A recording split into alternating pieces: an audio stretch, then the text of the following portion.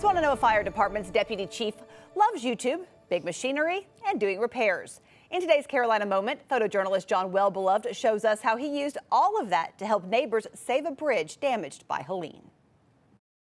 I think a lot of us spend some time on YouTube when we find interesting things, and there's a lot in the world to me that's fascinating. And I got to thinking at a point, there's a lot of things I do, whether it's repairs, working on things that other people might get some benefit out, like I've gotten from them. So I started a YouTube channel. My name is Larry Pierson. I am a Swannanoa resident that lives in the Bee Tree community. I realized very soon that my dad could watch it. He liked actually watching things on YouTube, and he's in West Virginia. And my dad will say, I saw you doing this or that, you know, scraping a road, digging a ditch, working on a vehicle, and then we'll talk about it. He was a mechanic for decades on big trucks and is a very smart man.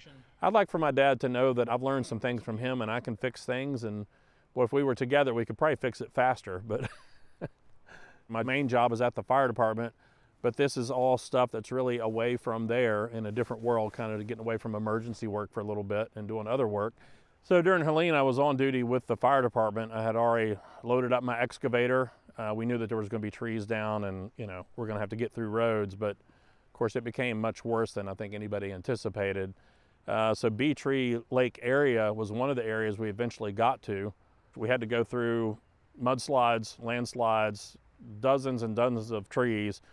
With no communications with them, I really didn't know if many of my neighbors were alive.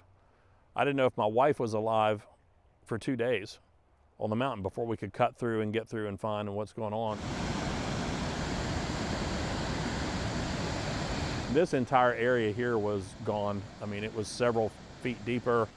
The bridge was still standing, but it was dropped. We had the excavator in here, and we had to actually fill in with logs and junk to make a pathway to here. We were doing rescues across this bridge for the rest of the Bee Tree Lake community because the road on Bee Tree Lake was gone.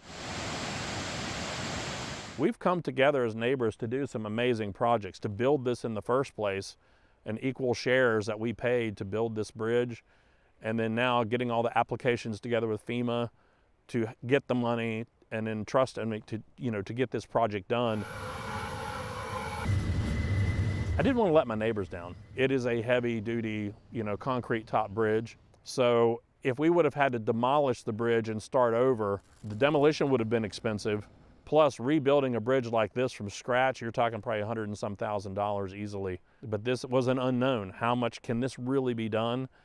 And it could have hit a wall at some point where it's not working and we're gonna have to go from scratch on a new bridge.